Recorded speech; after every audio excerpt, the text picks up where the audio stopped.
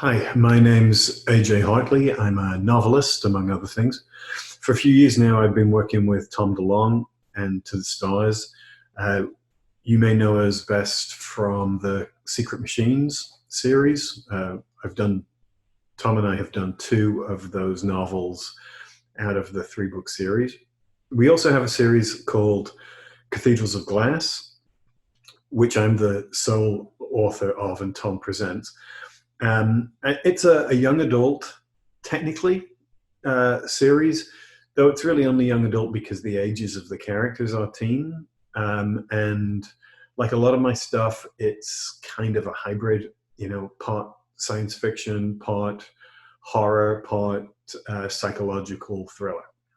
And the premise of the first one, Cathedrals of Glass, Planet of Blood and Ice, is that in some alien society, which is very technologically advanced and technologically very dependent, a group of 10 teenagers who have violated the local laws are sent from their home planet to a moon to be rehabilitated. Something apparently goes wrong while they're on the spaceship. It goes massively off course and crashes on the desolate, frozen planet of Valkrys.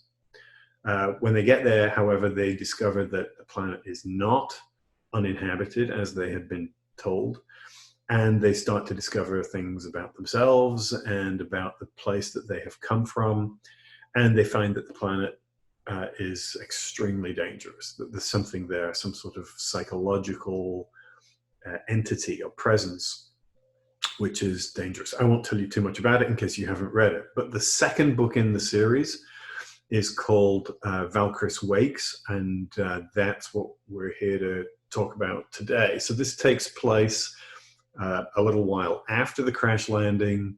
The lead character is called Sola, and she and those who survive book one are still there in this frozen place. And at the beginning of the second book, they are trying to find ways to get off the planet and trying to figure out the various mysteries and problems that came up in book one. And I thought I would just read a little bit to sort of give you a sense of how the story develops. At this point, Sola is by herself, as she likes to be. She's found a way through a kind of strange elevator system into the heart of an underground series of corridors and passageways, all sort of strangely high-tech, that she didn't know about before. And she feels like she's being pulled to a particular place. So let me read a little from there. I pressed on, leaving the sound of crashing waters behind me, past more banks of pipes where the rock was clear as glass, revealing conduits and cables set into the stone as if it had been poured on as liquid around them and left to set. Until I lost track of how far I'd gone, though I always knew where my destination was. It didn't take too long and was far easier than the same journey over the surface, so that I began to wonder why we had not found the place where the elevator shaft emerged inside the Crystal City. If it had been damaged in whatever conflict had occurred above ground and the years of brutal winter that had followed, I may have to go back the way I had come. But there was something I had to see first. It was close by.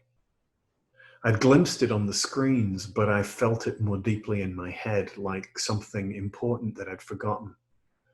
I'd been careful not to think about it, to pretend my feet weren't taking me to it, driven or pulled by something more than curiosity. And then there it was. Another room, another triangular floor inlay. But here were no screens. There was only the chair I had glimpsed before. I gazed at it. It was carved out of the blue, glass-like stone, its edges soft and rounded like waves on some forgotten sea. Its headrest was winged like the edges of the softest pillow, pushed up by the weight of a slumbering head, and the seat itself was tilted back in a deep recline. It called to me. I approached it, touched it, sat on it, the spear upright in my hand like a scepter, so that the chair became a royal throne from ages past. Instantly, I felt all the tiredness I had barely been aware of suddenly crest and wash away, leached by the very stone, just as the voice filled my head. It said only 2 words, and my eyes, which had been starting to close, snapped open.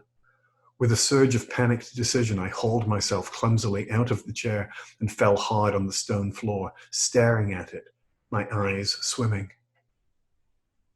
2 words only. Easy, non-threatening words. But the speaker, who was in my head and in the chair and somehow in the planet, had known more than she should. The greeting was harmless. Hello. It was the second word that threw me. Sola. My name. It knew me. Hello, Sola. And the voice. It was my mother's voice. So that's all I'm going to read for now.